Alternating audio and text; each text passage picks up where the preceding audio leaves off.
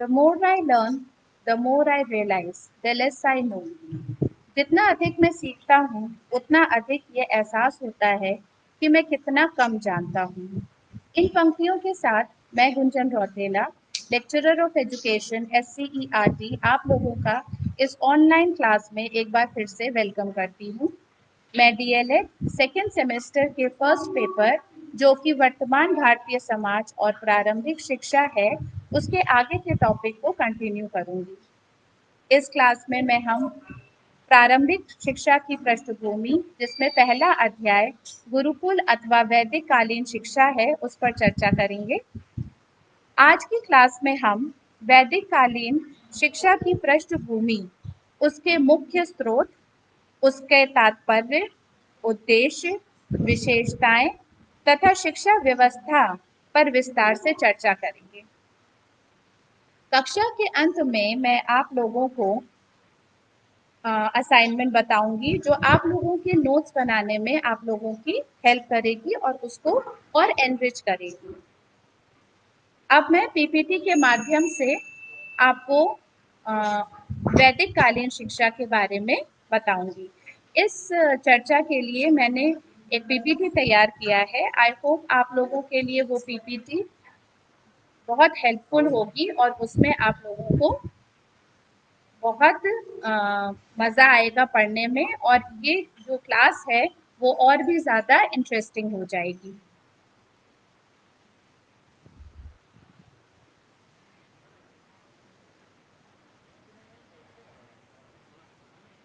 आप लोगों को अभी मैं थोड़ी देर में वैदिक कालीन शिक्षा की जो पीपीटी तैयार की गई है मेरे थ्रू, उस वो मैं आप लोगों को बताऊंगी।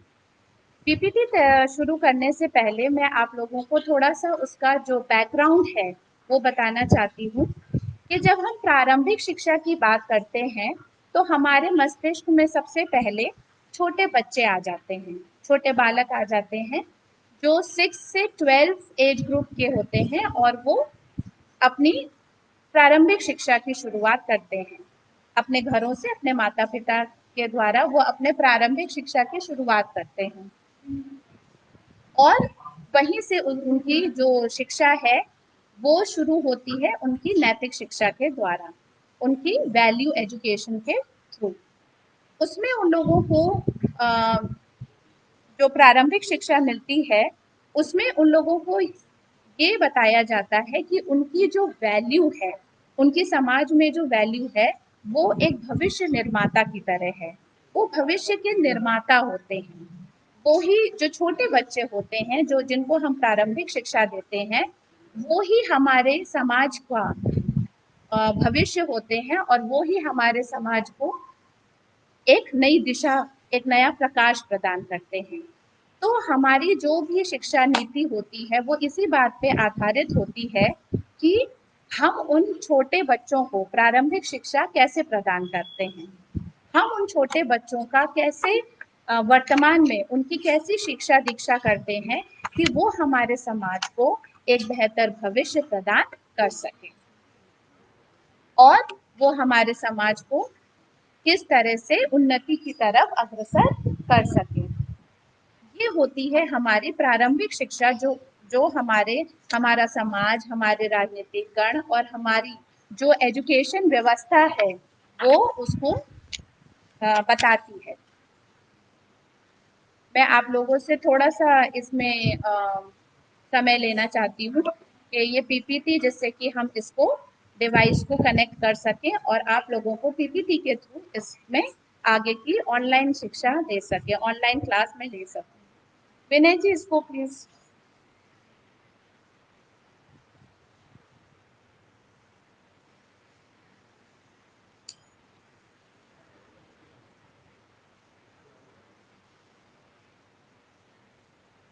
इस पीपीटी में आप लोगों को मैं जो वैदिक कालीन शिक्षा की पृष्ठभूमि है और वैदिक कालीन शिक्षा की जो विशेषताएं हैं, वैदिक कालीन शिक्षा की जो व्यवस्था है, उन सब के बारे में विस्तार से बताऊंगी।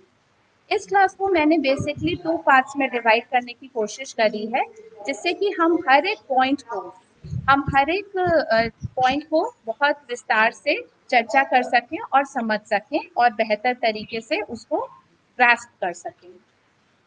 तो ये मैंने कोशिश करी है कि हमारी जो क्लास है वो वैदिक कालीन शिक्षा की व्यवस्था तक हम लोग लेकर के उसको आज चले और उसको अगली क्लास में और ज्यादा विस्तार पूर्वक ले सकें। जब तक पीपीटी स्टार्ट होता है मैं अपनी क्लास को कंटिन्यू करूंगी। उसमें हम जब वैदिक कालीन शिक्षा के बारे में पढ़ते हैं या किसी भी विषय में जब हम पढ़ाई करते हैं, पठन पाठन करते हैं, तो ये बहुत ही ज्यादा आवश्यक होता है कि हम उसके वर्तमान के साथ साथ उसके इतिहास के बारे में भी जानें। भविष्य में जाने के लिए हमें वर्तमान में जीना जितना आवश्यक होता है उतना ही आवश्यक होता है कि हम उसके हिस्टोरिकल पक्ष को भी, एस्पेक्ट को भी जाने समझें और उसी से हमारा जो वर्तमान है वो और ज्यादा स्ट्रॉन्ग हो जाता है, उसमें स्ट्रेंथ आ जाती है। जब तक हम किसी भी विषय के, किसी भी पक्ष के, लाइफ के, जीवन के, एजुकेशन के किसी भी एस्पेक्ट के इतिहास को नहीं समझ पाते हैं तब तक हम वर्तमान को और बेहतर नहीं बना सकते और भविष्य में हम उसके लिए और एक्सपेरिमेंटल नहीं हो सकते। इसलिए भविष्य को उन्नति देने के लिए और वर्तमान को स्ट्रॉन्ग बनाने के लिए हमें इतिहास जानना बहुत जरूरी है और यही है हमारी पृष्ठभूमि। पृष्ठभूमि means background. What was the background of our elementary education, प्रारंभिक शिक्षा की हमारी जो पृष्ठभूमि थी वो क्या थी, यही जानने का आज हमारी कक्षा का मुख्य उद्देश्य है। कि जो प्रारंभिक शिक्षा के बारे में आज हम बात करते हैं और उसके भविष्य के में हम पॉलिसीज बनाने की बात करते हैं कि हम एलिमेंट्री एजुकेशन को कैसे और बेहतर बना सके, तो हमें उसका भविष्य, उसकी पृष्ठभूमि जानना बहुत ही ज्यादा जरूरी है। मैं यहाँ पे देख रही हूँ कि हमारे साथ बहुत सारे स्टूडेंट्स इस कक्षा में जुड़ रहे हैं और ये हमारी इस कक्षा को और ज़्यादा रिच बनाता है कि हमारे स्टूडेंट टीचर का जो एक कनेक्शन है वो और अच्छा हो रहा है इस ऑनलाइन कक्षा के माध्यम से। तो जब मैं इस बात को शुरू करती हूँ तो आज का जो बालक है कल के भविष्य का निर्माता होता है। जो जो बालक है वो ही हमें बताता है कि हमारा भविष्य कैसा होगा। जितना उज्जवल आज के बच्चों का वर्तमान होगा, वो जितने ही एजुकेटेड होंगे उतना ही उनका भविष्य, हमारे समाज का भविष्य भी उन्नति की ओर आगे बढ़ेगा। अतः अपने राष्ट्र निर्माताओं को बेहतर से बेहतर शिक्षा प्रदान करना प्रत्येक राष्ट्र का सबसे पवित्र और उच्च दायित्व है। 6 से 12 वर्ष की अवस्था में बालकों की जो रुचियां होती हैं, अभिरुचियां होती हैं, उनके कौशलों के विकास के लिए अत्यंत महत्वपूर्ण होते हैं। ये जो वर्ष होते हैं 6 से 12, वो बहुत ही ज्यादा महत्वपूर्ण होते हैं उनके रुचियों को, अभिरुचियों को आगे, उनके कौशलों को विकसित करने के लिए। इस अवस्था में उनके व्यक्तित्व विकास का जो प्रथम चरण होता है वो उनके भावी जीवन को और उज्जवल बना सकता है। अभी तो उनके पूरे, केवल उनके ही नहीं बल्कि जो पूरे समाज का जो होता है भविष्य होता है वो उस पर ही निर्भर करता है। अब जब हम प्राचीन शिक्षा को समझ गए हैं, उसकी इम्पोर्टेंस, प्रारंभिक शिक्षा को समझ गए हैं, उसके महत्व को समझ गए हैं, तो हमें ये पता होना चाहिए कि जो हमारी प्राचीन काल की जो शिक्षा व्यवस्था थी उसमें भी प्रारंभिक शिक्षा का बहुत ही ज्यादा महत्व था। और जो हमारे घर परिवार होते थे वो उसमें बहुत ही ज्यादा सहयोग देते थे। कर दीजिए। अब ये हमारा पीपीटी शुरू हो गया है जिसमें आप देख सकते हैं कि हमने वैदिक कालीन शिक्षा को अपना आज का टॉपिक लिया है और इसमें अब आप आगे देखिए ये पॉइंट्स हमने बनाए हैं जिसमें आप अपने नोट्स को बना सकते हैं और पढ़ सकते हैं। मैं आप लोगों को अभी यही बता रही थी कि किस प्रकार जो प्राचीन काल से ही हमारे देश में प्रारंभिक शिक्षा का कितना महत्व है और कितना महत्व दिया जाता है। तो that is very important that we connect our present to our future as well as we know about our past. It is very important. So हम आगे बढ़ते हैं। वैदिक कालीन शिक्षा। प्राचीन भारत में शिक्षा को जो स्वरूप प्रचलित था उसे वैदिक कालीन शिक्षा या गुरुकुल शिक्षा व्यवस्था कहा जाता था। यदि हम भारत की शिक्षा व्यवस्था व शिक्षा पद्धति या जिसे हम शिक्षा प्रणाली भी कह सकते हैं उसे अच्छी प्रकार जानना चाहते हैं तो हमें प्राचीन काल से लेकर के वर्तमान काल तक की पृष्ठभूमि को बहुत ही अच्छी तरह समझना होगा। ये केवल हमारी नॉलेज के लिए इम्पोर्टेंट नहीं है, बल्कि ये हमारे जो सब्जेक्ट है, जो भी सब्जेक्ट हम पढ़ते हैं उसको और इंटरेस्टिंग बनाता है। जब हम छोटे बच्चों को पढ़ाते हैं कक्षा में या घर में, या जब हम अपनी चाइल्डहुड डेज को याद करें तो हम क्या जानते हैं, हम ये याद करिए आप लोग कि आप लोगों को भी अच्छा लगता है जब किसी भी चीज को घटना के रूप में पढ़ाया जाता है, एक कहानी के रूप में पढ़ाया जाता है। तो एक तरीके से ये जो वैदिक कालीन शिक्षा है, गुरुकुल शिक्षा व्यवस्था है, या कोई भी आगे जाकर के हम बौद्ध कालीन शिक्षा व्यवस्था और मध्यकालीन शिक्षा व्यवस्था पढ़ेंगे, तो जब हम इसे रिलेट करते हैं पास्ट से प्रेजेंट की ओर, तो वो कोई भी जो हमारा विषय है, सब्जेक्ट है, it becomes more interesting to us. And हम जब सीक्वेंस वाइज उसको पढ़ते हैं तो जो हमारी जो लर्निंग है, जो नॉलेज है, वो और ज्यादा अच्छी हो जाती है। जो हमारी लर्निंग कंडीशंस है वो और ज़्यादा स्ट्रॉन्ग हो जाती है और हम किसी भी सब्जेक्ट को पढ़ने में और ज़्यादा अच्छे से पढ़ पाते हैं। इसी टॉपिक को आगे बढ़ाते हुए मैं सेकंड पॉइंट पे आती हूँ। वैदिक शिक्षा को सूत्र उपनिषद कालीन शिक्षा भी कहते थे। यह शिक्षा गुरु के घर या कुल में प्राप्त की जाती थी। जो हमारे आजकल के बोर्डिंग स्कूल हैं, रेसिडेंशियल स्कूल्स हैं, आप लोग ये सोचिए कि ये कब से चला आ रहा है। ये वैदिक कालीन शिक्षा के व्यवस्था से चला आ रहा है कि बच्चे अपने घरों से बाहर निकल के बोर्डिंग स्कूल्स में जाते थे। गुरु के घर होते थे, वो बहुत बड़े भवन या केंद्र या इंस्टीट्यूट्स नहीं होते थे। जो हमारे गुरु हैं उनके ही घर होते थे, जहाँ पे वो जाकर के कुछ सालों तक अपने बाल्यावस्था से लेकर के और युवा अवस्था तक अपनी शिक्षा दीक्षा को ग्रहण करते थे अपने गुरु के द्वारा। अब हम इसमें आगे बढ़ते हैं। वैदिक कालीन शिक्षा के स्रोत। अब हम ये सभी जानते हैं, इस डीएलएड लेवल तक आते आते हम जानते हैं कि हमारे जो भारतीय साहित्य है उसमें 4 इम्पोर्टेंट वेद हैं। यही वेद हमारे जो भारतीय साहित्य है उसका जो बेस है वो इन्हीं वेदों के द्वारा है। मतलब ये वेद जो है वो हमारे मूल स्रोत हैं हमारे भारतीय साहित्य के, हमारी शिक्षा व्यवस्था के। तो यह जो भारतीय साहित्य है उसमें ऋग्वेद, यजुर्वेद, अथर्ववेद व सामवेद पर आधारित थी हमारी भारतीय शिक्षा और भारतीय साहित्य। यही वेद उस शिक्षा व्यवस्था के मुख्य स्रोत थे और आज भी हैं।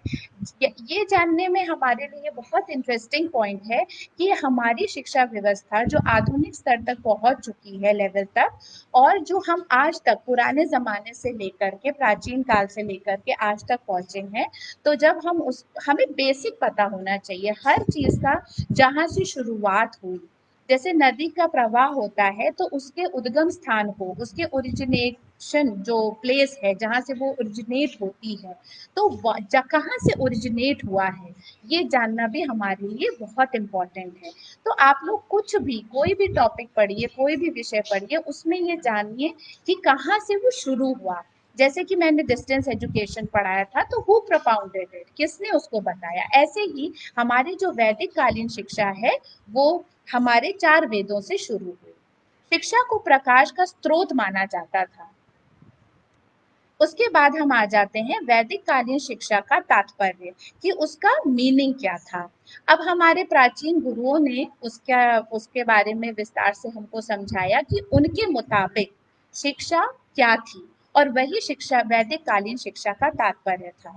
जो भी शिक्षा का की प्रणाली होती है, व्यवस्था होती है, वो किस पे आधारित होती है। मेनली हमारे जितनी भी शिक्षा व्यवस्था है वो 3 pillars, mainly 3 pillars, 3 important pillars पे आधारित होती है। Teacher, student as well as जो भी हमारा पुस्तक होते हैं। तो वो हमारे 3 इम्पोर्टेंट पिलर्स हैं ऑफ एजुकेशन। और उसमें हमारे जो गुरु हैं वो जो हमें बताते हैं जैसे कि हम आगे पढ़ेंगे, गुरुर ब्रह्मा गुरुर विष्णु गुरुर देवो, वो जो मंत्र है हमारा, वो हमें बताता है कि गुरु ही हमें सच्चे मार्ग में आगे ले जाते हैं और गुरु ही हमें सच्चा पथ दिखाते हैं। तो उन्होंने जो प्राचीन शिक्षा व्यवस्था की जो उन्होंने उद्देश्य बताया, उसका तात्पर्य बताया, उसी के अनुसार। सबसे पहले नए वीडियो को देखने के लिए आप हमारे चैनल को सब्सक्राइब करें और बेल आइकन को प्रेस करें, जिससे कि जब भी मैं नया वीडियो अपलोड करूं तो आपको उसका नोटिफिकेशन मिल जाए।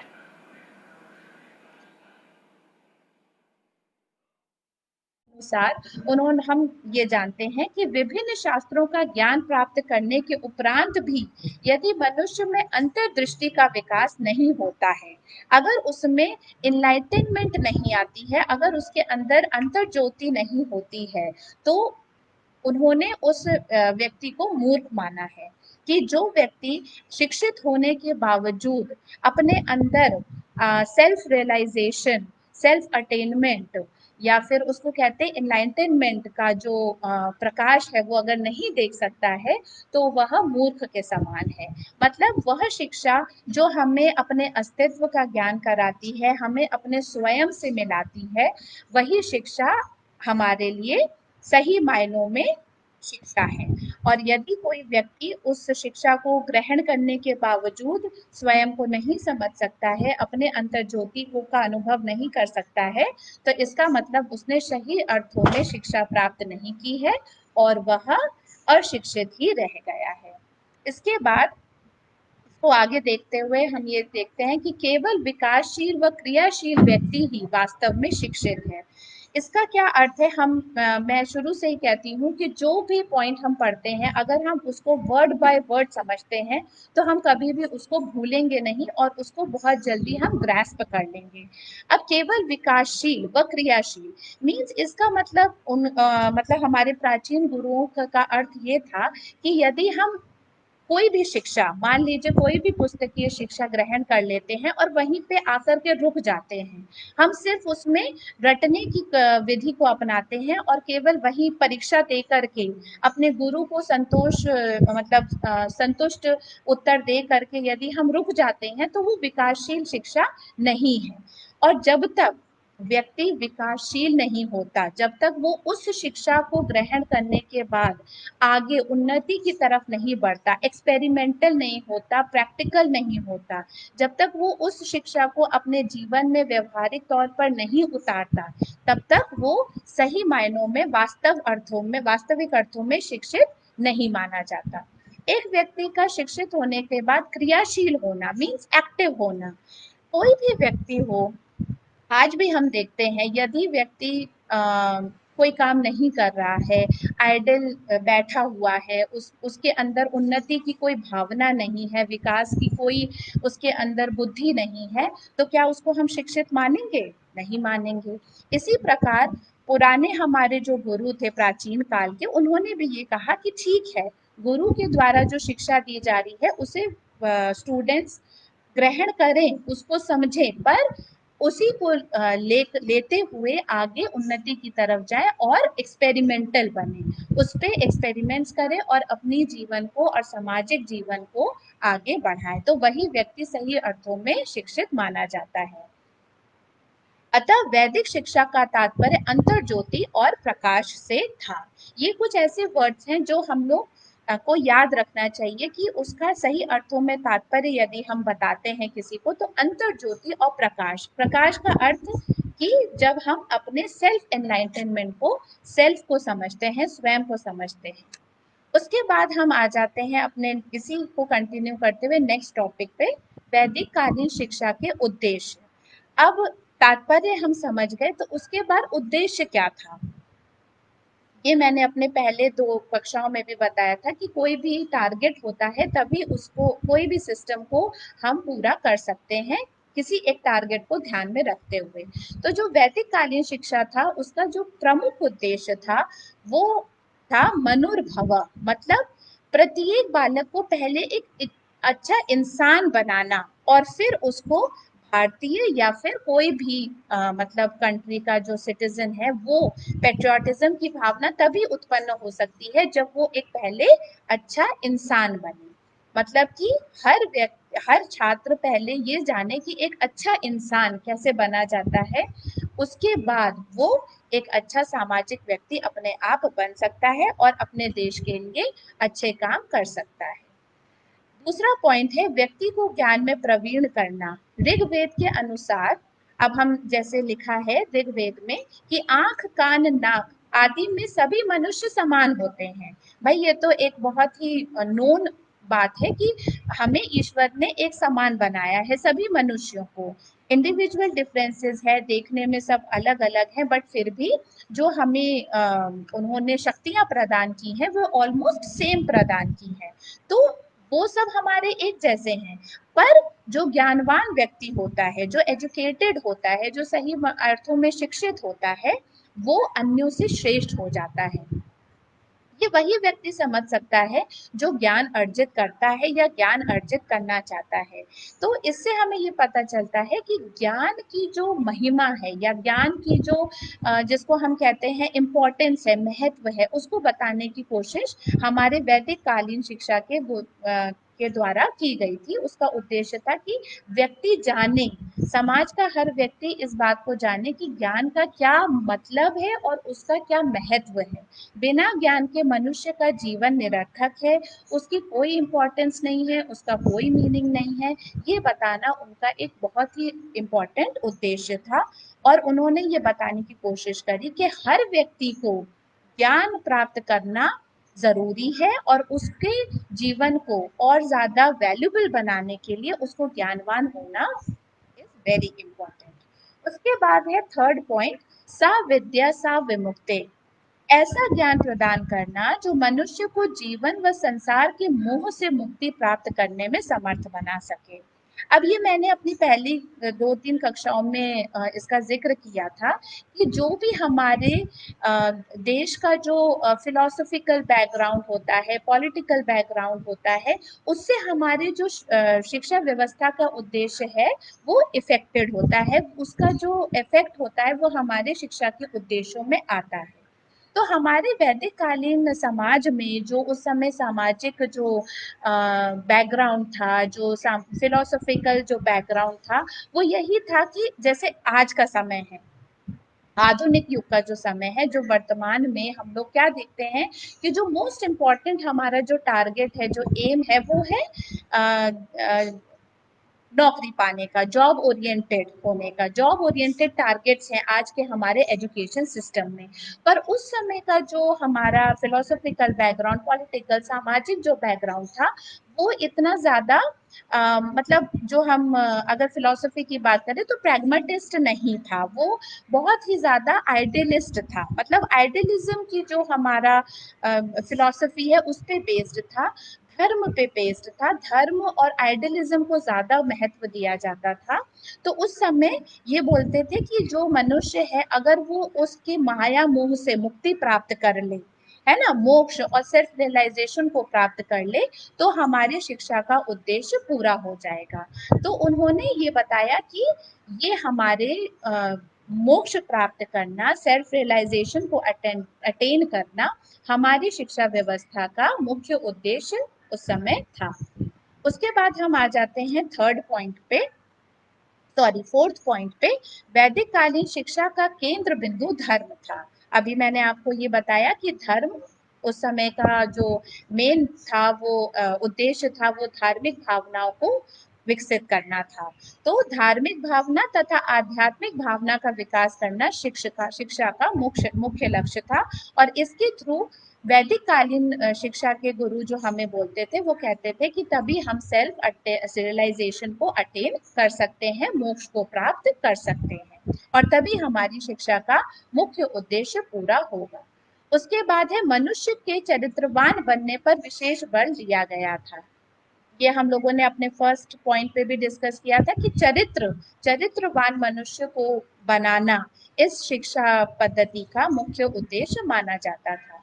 उसके बाद है बालक का शारीरिक, मानसिक, बौद्धिक व सामाजिक विकास, अर्थात बहुमुखी विकास करना, जिसको हम सर्वांगीण विकास करना, to ensure the all round development of the personality of a child.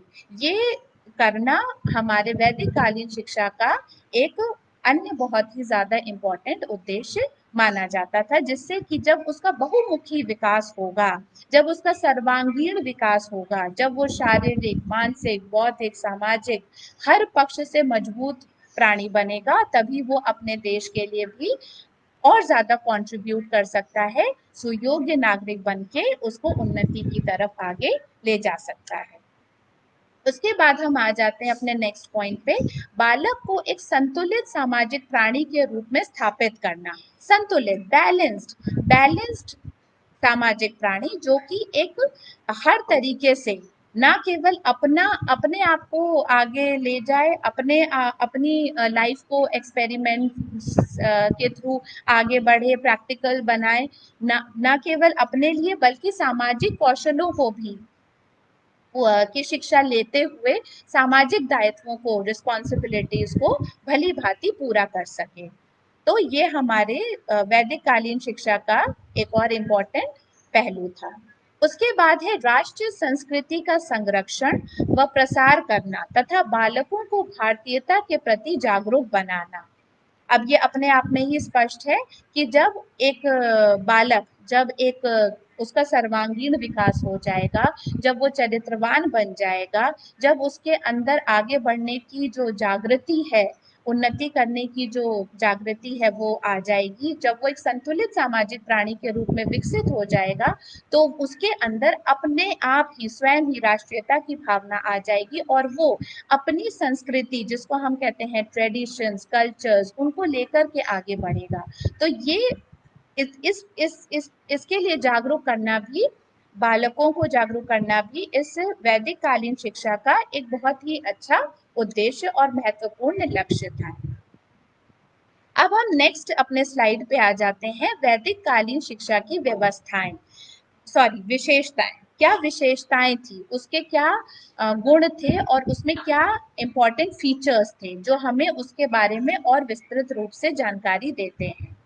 राज्य के नियंत्रण से मुक्त, मतलब जो हमारी वैदिक कालीन शिक्षा व्यवस्था थी, ये आप लोग देखिए कि कितना अच्छा उस समय की व्यवस्था थी कि हमारे जो टीचर्स होते थे उनको पूरी ऑटोनॉमी थी, पूरी फ्रीडम थी कि वो सॉरी कि वो अपनी जो स्टडी सिस्टम है, एजुकेशन सिस्टम है, उसको अपने हिसाब से वो कंट्रोल कर सकते थे, उसमें किसी का भी इंटरफेरेंस नहीं होता था।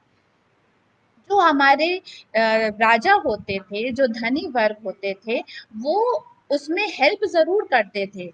उनके जो इंस्टीट्यूट्स होते थे, जो गुरुकुल्स होते थे, वहां पे वो फिलांथ्रोपिक एटीट्यूड दिखाते हुए दान दक्षिणा देते थे और सबसे पहले नए वीडियो को देखने के लिए आप हमारे चैनल को सब्सक्राइब करें और बेल आइकन को प्रेस करें, जिससे कि जब भी मैं नया वीडियो अपलोड करूं तो आपको उसका नोटिफिकेशन मिल जाए।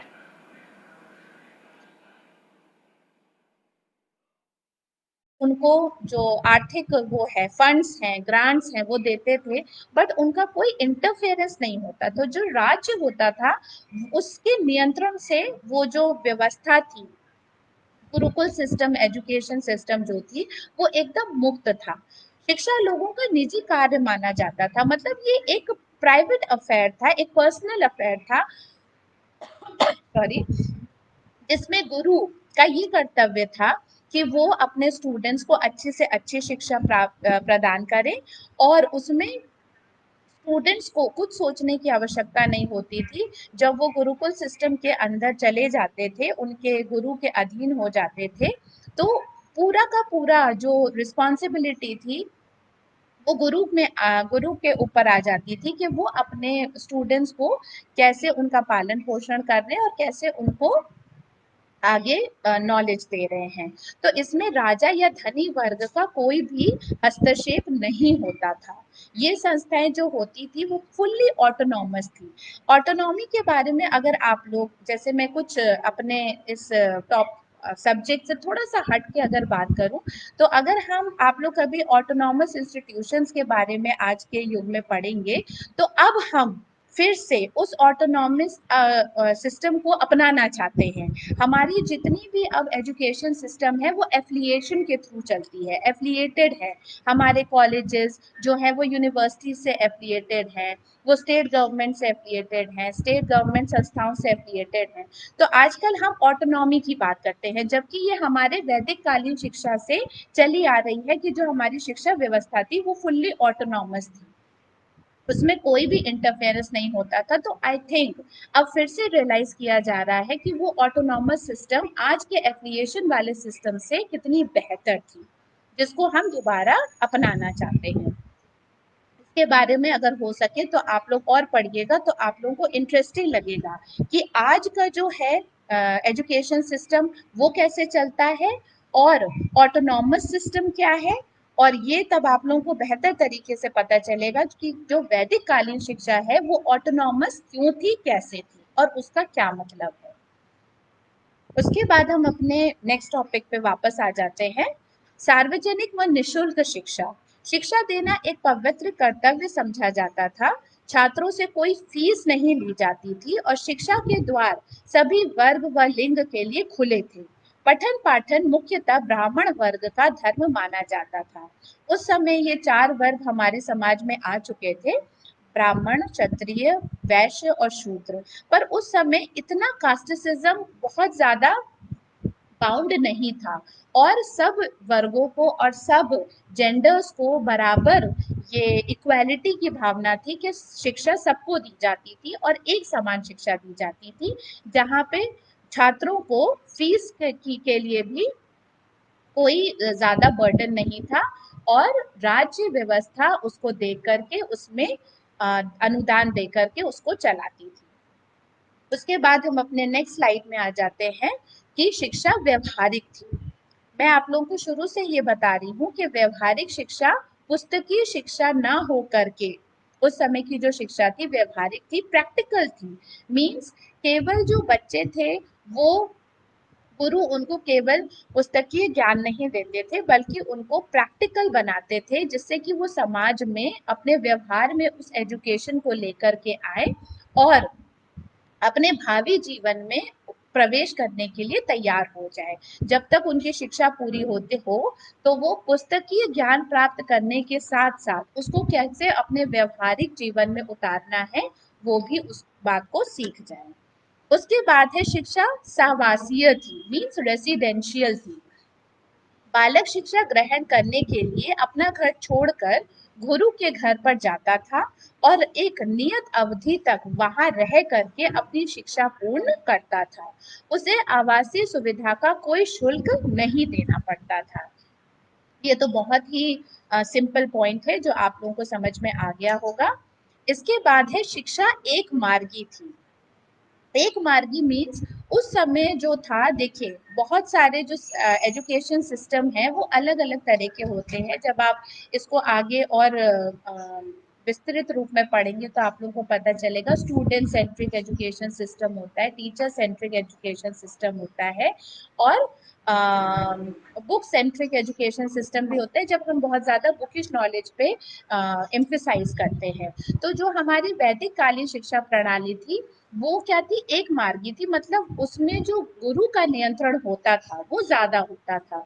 जो टीचर्स होते थे वो ही डिसाइड करते थे कि उन्हें अपने हर छात्र को इंडिविजुअली कौन सा टॉपिक कौन सा सब्जेक्ट पढ़ाना है, उसे किस मेथड से पढ़ाना है और उसको उसका कैसे बच्चों पे क्या प्रभाव पड़ेगा या उनका क्या असर होगा या उससे उनकी जो शिक्षा दीक्षा है वो कहाँ तक आगे जाएगी, ये टीचर्स पे बेस्ड होता था। टीचर पे जो मतलब उनका जो प्रभाव था वो ज्यादा था टीचर्स का, जिसको हम टीचर सेंट्रिक एजुकेशन सिस्टम कहते हैं।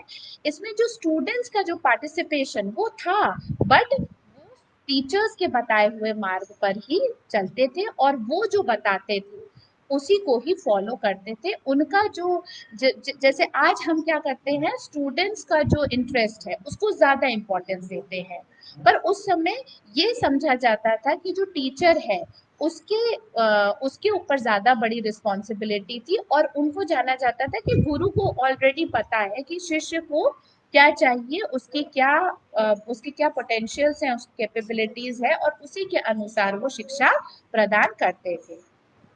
इसके बाद हम आ जाते हैं वैदिक कालीन शिक्षा व्यवस्था में। वैदिक कालीन शिक्षा व्यवस्था जो थी, सिस्टम था, उसमें संस्कारों व मंत्रों का विशेष महत्व था। बालक के जन्म के साथ ही परिवार में मंत्रों का उच्चारण, अभ्यास, पठन, प्रारंभिक गणित, कथा कहानी का ज्ञान कराया जाता था और इसमें जो संस्कार होते थे उनको विशेष महत्व दिया जाता था। अब इसमें दो संस्कार है, इसके बाद मैं नेक्स्ट क्लास में इसको कंटिन्यू भी करूंगी और अच्छे से बताऊंगी। चूड़ा कर्म संस्कार और उपनयन संस्कार। चूड़ा कर्म संस्कार बालक के 5 वर्ष की अवस्था पूर्ण होने पर कराई जाती थी, जिसे विद्या आरंभ संस्कार कहते थे। जो विद्या आरंभ होता था, जब उसकी शुरुआत होती थी तो चूड़ा कर्म संस्कार किया जाता था 5 ईयर्स की एज में। और उसके बाद होता था उपनयन संस्कार, जो बालक के गुरुकुल में प्रवेश करने के उपरांत कराया जाता था, जिसका शाब्दिक अर्थ होता है गुरु के पास ले जाना। उपनयन मीन्स जब हम स्टूडेंट को गुरु के पास ले जाते हैं तो उसका एक अलग से पर्टिकुलर स्पेसिफिक संस्कार किया जाता था, जिसको उपनयन संस्कार कहा जाता था। उसके बाद हम आ जाते हैं आज के असाइनमेंट में। असाइनमेंट में मैंने ये सोचा कि आप लोग जो 4 वेद है जिसकी चर्चा मैंने करी कि जो मुख्य स्रोत है हमारे वैदिक कालीन शिक्षा व्यवस्था के, तो उसके बारे में स्वयं से किताबों से पढ़िए, ऑनलाइन पढ़िए और उसके बारे में वर्णन कीजिए। ये जो आंसर आप लिखेंगे, भारतीय साहित्य के 4 वेद जो वैदिक कालीन शिक्षा के मुख्य स्रोत माने जाते हैं, जो कि मैंने आपको बताया, ऋग्वेद, सामवेद, अथर्ववेद, यजुर्वेद, उनका वर्णन आप अप्रॉक्स 250 to 300 वर्ड्स में कीजिए और इसको अपने जो नोट्स हैं वो आपको और एनरिच कर देगा आपके नोट्स को। इसी के साथ आज मैं अपना ये जो ऑनलाइन क्लास है इसको फिनिश करती हूँ and hope to see you all people very soon in my next online class. Thank you. सबसे पहले नए वीडियो को देखने के लिए आप हमारे चैनल को सब्सक्राइब करें और बेल आइकन को प्रेस करें, जिससे कि जब भी मैं नया वीडियो अपलोड करूं तो आपको उसका नोटिफिकेशन मिल जाए।